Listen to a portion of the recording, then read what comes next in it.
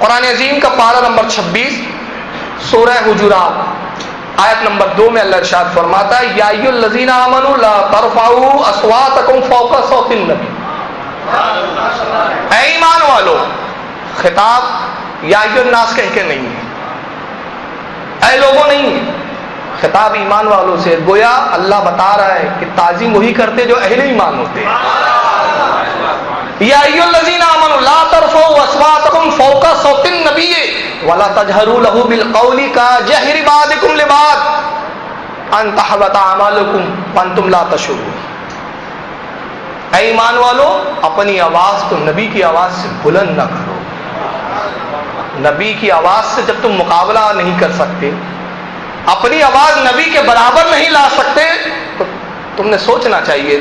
میں آپ کے دلوں کو جھنجھوڑنا چاہتا ہوں کہ زبان سے آپ کہتے ہو کہ نبی اور ہم برابر برابر ہیں، ابھی تو نبی کی آواز سے مقابلہ نہیں ہو سکتا.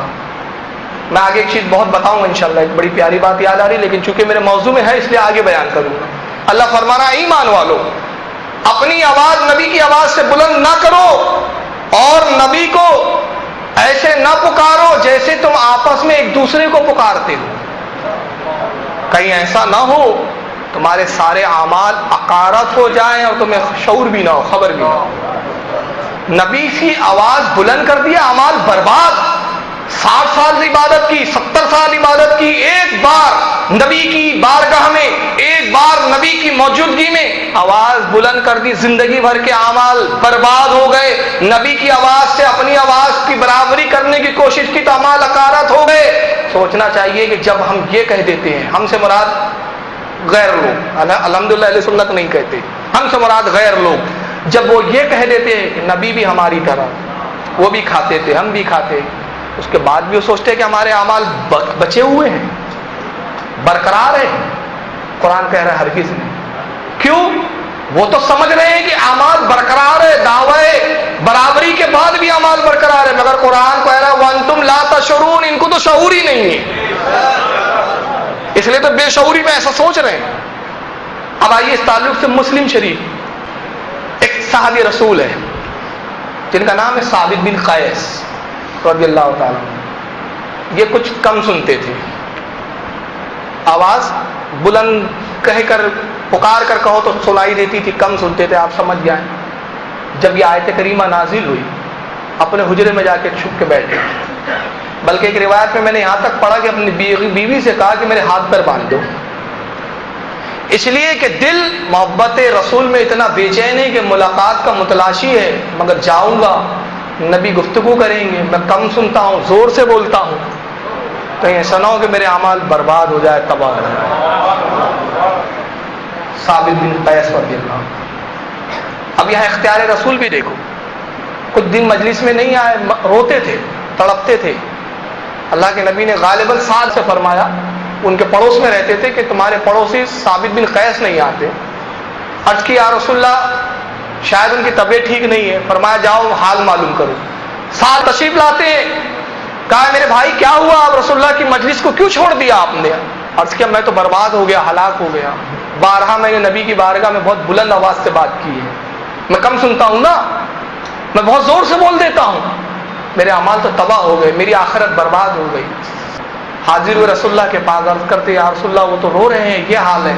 اللہ کے نبی فرما رہے ان سے کہو کہ تم جہنمی نہیں بلکہ جنتی ہو. قرآن کہہ رہا ہے، کیا کہہ رہا ہے، یا ایھا الذین آمنوا لا ترفعوا اصواتکم فوق صوت النبی، نبی کی آواز سے اپنی آواز بلند نہ کرو. فرمانے خدا جو بلند کرے اعمال برباد، جو بلند کرے آخرت تباہ. نبی کہہ رہے وہ جنتی. کیوں؟ خدا کی رضا چاہتے ہیں دو عالم، خدا چاہتا ہے رضا ہے. محبوب تم جس کو جنتی کہہ دو گے ہم جنتی بنا دیں گے، جس کو آپ جنتی فرما دیں. حضرت ثابت بن قیس کو جب یہ خوشخبری دی گئی، خوشی کے ساتھ آئے، نبی پاک کی بارگاہ میں حاضر ہوتے اور روتے ہیں. حدیث کے راوی ہو فرماتے قسم وحدہ لا شریک کی، وصال نبی کے بعد بھی حضرت ثابت بن قیس جب ہم صحابہ کی مجلس میں ہوتے، ہم ان کی طرف دیکھتے اور آپس میں کہتے جسے روئے زمین پر چلتا پھرتا جنتی دیکھنا ہو وہ ثابت بن قیس کو دیکھے. کیا پتا چل رہا ہے؟ صحابہ کے عقیدے دیکھ رہے ہیں آپ؟ نبی نے جس کو کہہ دیا جنتی، وہ یہ نہیں کہہ رہے یا رسول اللہ آگے کیا کہہ رہے ہیں؟ آپ کو علم غیب ہے کہ اللہ کے نبی آگے کچھ ڈیفالٹ والا کام نہیں کریں گے؟ ان کا عقیدہ کہ نبی کی زبان سے نکل گیا پتھر کی لکیر۔ اس حدیث کو کس نے نقل کیا؟ بخاری نے۔ اب اس کے بعد تو گنجائش نہیں ہے۔ امام بخاری نے جلد نمبر 2 حدیث نمبر 1954 اس پر نقل کیا۔ مسند احمد میں حدیث نمبر 12422 امام ابن حبان نے حدیث نمبر 7168 اور حضرت امام حاکم نے المستدرک کے اندر حدیث نمبر 5036 کے تحت نقل کیا۔ بخاری اور ابو داؤد، نسائی، ابن ماجہ یہ تمام محدثین نقل کرتے اپنی کتابوں میں کہ اللہ کے نبی کی بارگاہ میں صحابہ کرام ایسے بیٹھا کرتے تھے کہ وہ خود صحابہ کہتے ہیں کہ ہم ایسے بیٹھتے کہ معلوم ہوتا کہ کوئی درخت کا تنا ہے اور ہم پر پرندے آ کے بیٹھ جاتے، پرندوں کو مطلق خبر نہ ہوتی کہ یہ انسان ہے۔ یہ ان کی تعظیم کا عالم تھا۔ اسی طرح ایک صحابی ہے اسلم بن شریک، یہ رسول اللہ کے خدمت گزار تھے۔ ان کا کام کیا تھا؟ نبی پاک اکثر جب سفر میں تشریف لے جاتے ارشاد فرماتے اے ابن شریک ہمارے اونٹ کا کجاوا تیار کرو۔ اب وہ تیار کرتے، لاتے اونٹ کو تیار کرتے۔ ایک مرتبہ اللہ کے نبی نے جب ارشاد فرمایا ہمارے اونٹ کو لاؤ، اپنے عرض کے یا رسول اللہ کچھ کی مہلت عطا فرمائیے، میں ابھی حاضر ہوتا ہوں۔ حضرت ابن شریک گئے، کچھ دیر بعد آئے، پھر اونٹ کا کجاوا تیار کیا، اونٹ تیار کیا۔ اللہ کے نبی نے فرمایا اے ابن شریک تم کہاں چلے گئے تھے؟ کیا بات تھی؟ عرض کے یا رسول اللہ میں اپنے گھر سے آیا، مجھے غسل کی حاجت تھی، مجھے حیا آئی کہ میں اس عالم میں آپ کے اونٹ کے کجاوے کو ہاتھ لگاؤں کہ جبکہ میں ناپاک۔ ادب دیکھ رہے ہیں آپ؟ تو جو صحابہ نبی کے اونٹ کے کجاوے کا اتنی تعظیم کرے، وہ رسول اللہ کی کتنی تعظیم کرتے ہوں گے۔ میں نے اس تعلق سے بھی چند حدیثیں پیش کر دی۔ اب آئیے تیسرا ایک عقیدہ صحابہ کا میں بیان کروں، اور یہ بڑا پیچیدہ معاملہ ہے، اس پر تو شرک کے فتوے ہیں، اور کہا جاتا ہے کہ مانگو تو صرف اللہ صاحب سے مانگو، باقی کسی سے مت مانگو، ان کے جملے ہیں۔ تو سوال یہ ہے کہ کیا صحابہ اکرام یہ عقیدہ رکھتے تھے کہ نہیں رکھتے تھے کہ اللہ کی عطا سے رسول اللہ بھی دے سکتے ہیں یا نہیں؟ اس تعلق سے بھی میں 5 حوالے دوں گا۔ چنانچہ مسلم شریف امام مسلم نقل کرتے حضرت ربی رضی اللہ تعالی، ربی اسلمی رضی اللہ تعالی، وہ کہتے ہیں کہ میں نبی پاک صلی اللہ علیہ وسلم کی خدمت میں رہا کرتا تھا، اکثر سرکار کو میں وضو کا پانی لا دیتا، سرکار کے کچھ کام کر دیتا۔ تو فرماتے ہیں کہ ایک دن میں رسول اللہ صلی اللہ علیہ وسلم کے ساتھ تھا اور میں نے سرکار کے لیے وضو کا پانی لایا۔ حضرت ربی کہتے ہیں کہ ایک مرتبہ جب میں سرکار کے لیے میں نے وضو کروایا، فقال علی سل، اللہ کے نبی نے مجھ سے فرمایا مانگ، کیا مانگتا ہے؟ کیا فرما رہے ہیں اللہ کے رسول؟ مانگ، کیا مانگتا ہے؟ کیا مانگا انہوں نے؟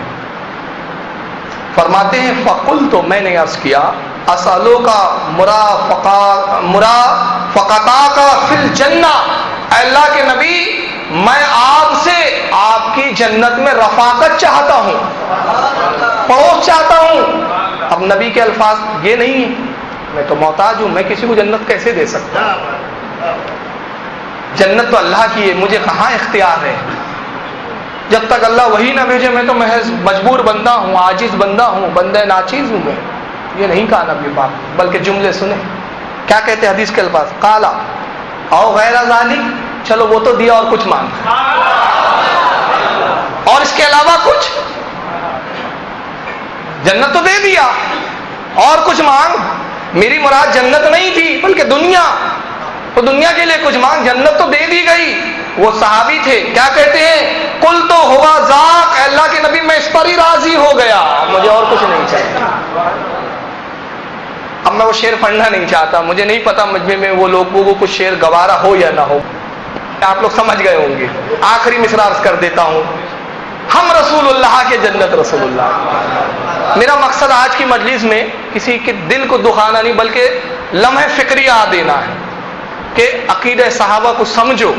میں اس لیے ایک چیز کے حوالے دے رہا ہوں. خود آپ اپنے گھر میں اگر آپ کے مدارس میں آپ کے لائبریریوں میں کتابیں ہیں تو تحقیق کر لو. کیسٹ بنے گی, کیسٹ لے جائیے, سنیے, حوالوں کو چیک کر لیجیے اور پھر خود تنہائی میں سوچیے کہ ہمارا عقیدہ صحابہ کے عقیدے کے مطابق ہے.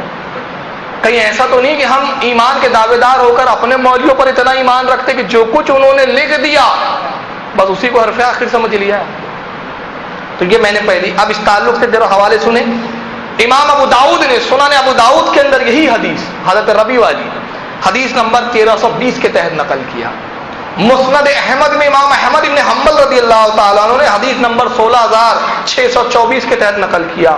امام ابن حبان نے حدیث نمبر 2554. امام بحقی رحمۃ اللہ علیہ نے حدیث نمبر 4344 کے تحت, اور امام طبرانی رحمۃ اللہ تعالیٰ علیہ نے معجم کبیر کے اندر حدیث نمبر 4540. اور اس حدیث کی شرح میں حضرت امام ملا علی قاری مرقات شرح مشکات جلد نمبر 1 صفحہ نمبر 550 اس حدیث کی شرح میں وہ لکھتے ہیں کہ اللہ کے رسول نے فرمایا سل, فرماتے رسول اللہ نے یہ مطلقاً فرمایا مانگ, کیا مانگتا ہے, جو مانگنا, اس لیے کہ اللہ تعالیٰ نے اپنے محبوب کو دنیا اور آخرت کے سارے خزانے عطا فرما دیے, جس کو جو چاہیں عطا کر دے. مرقات یہاں ہے ابھی اس وقت روم میں ہے, یہاں نہیں آئی ہے ٹیبل پہ, ورنہ میں روایت پڑھ کے بھی سناتا متن کے ساتھ. بہرحال زبانی میں نے ترجمہ عرض کر دیا. اب آئیے ایک ترمذی شریف کی حدیث سن لیتے ہیں. یہ ہے سنن جامع ترمذی, اور جامع ترمذی کی یہ بڑی مشہور حدیث ہے, پھر اس کی میں تخارج بھی بیان کروں گا انشاءاللہ. حدیث نمبر 1504.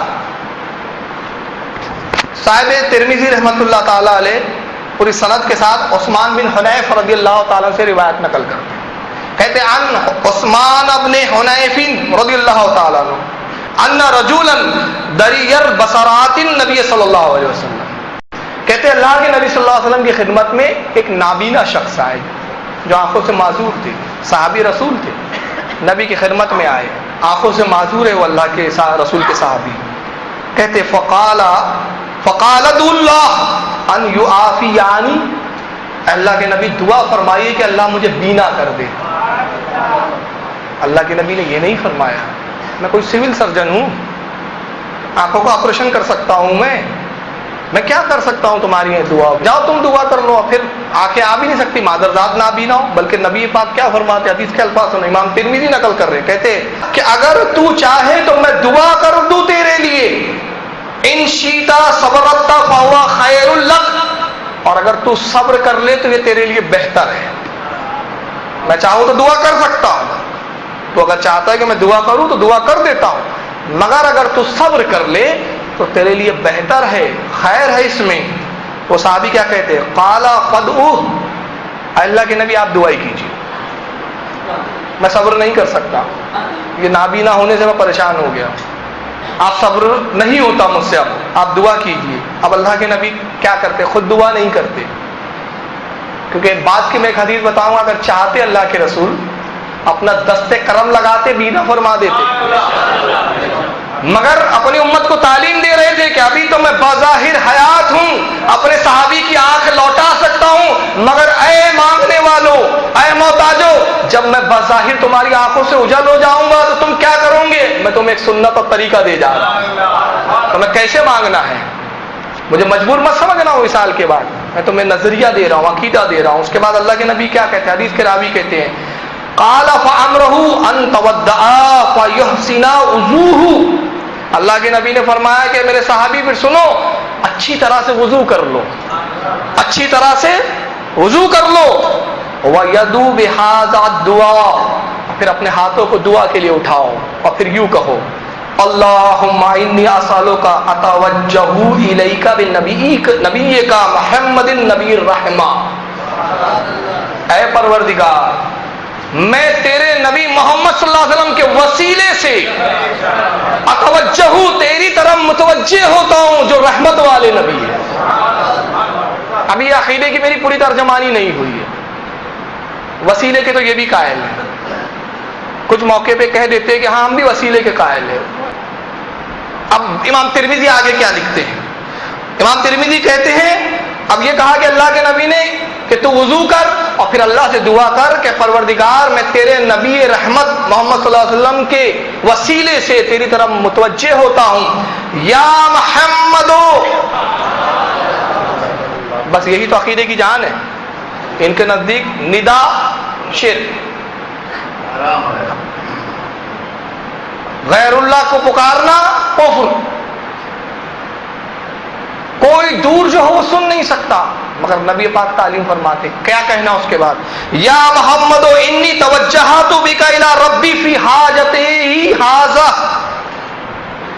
اور اے محمد صلی اللہ علیہ وسلم میں توجہ کرتا ہوں اپنے رب کی طرف آپ کی طرف جو ہے وسیلے سے کہ میری یہ حاجت پوری ہو. اب امام ترمذی نے تو یہیں تک لکھا اور اس کے بعد انہوں نے لکھا کہ اے پروردگار اپنے محبوب کی شفاعت میرے حق میں قبول فرما.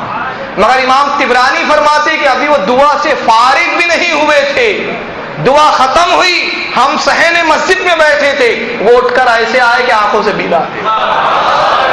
اس حدیث میں وسیلہ بھی ہے اور رسول اللہ کو ندا بھی ہے، پکارنا بھی ہے. اس حدیث کو مسند احمد میں امام احمد ابن حنبل نے جلد نمبر 4 حدیث نمبر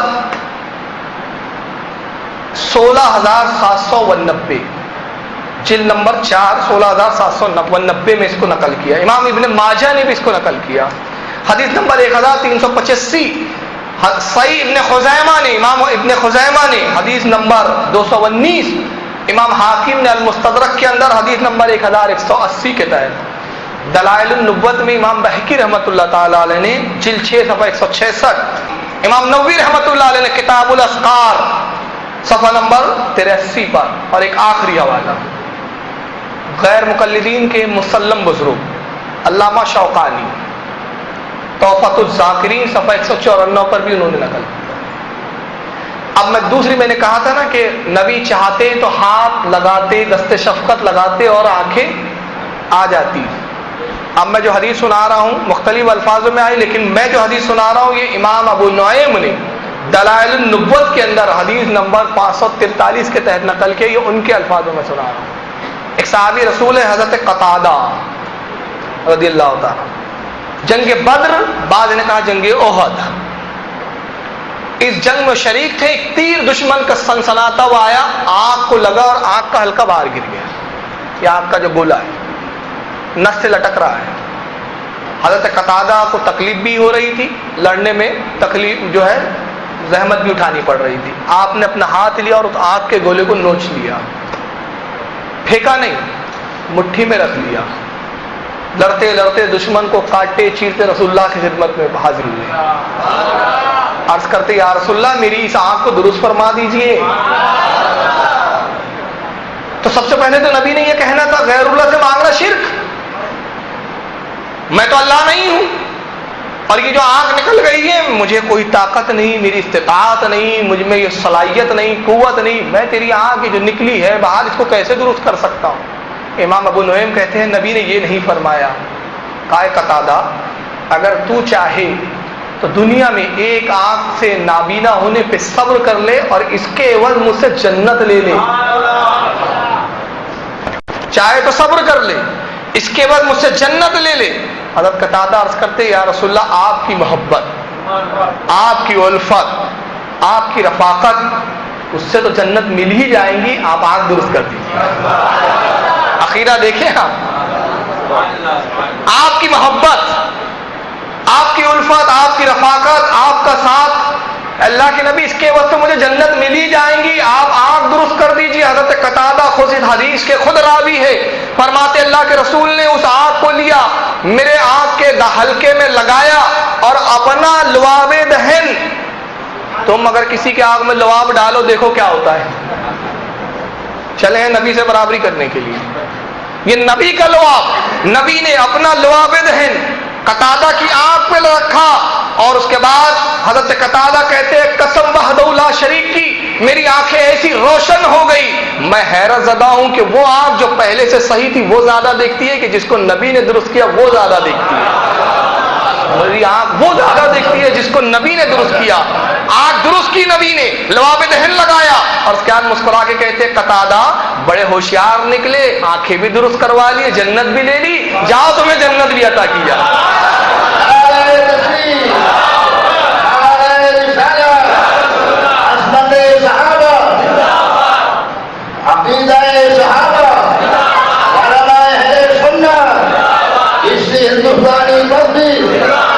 اب یہ حدیث کن کن لوگوں نے نقل کیا ہے؟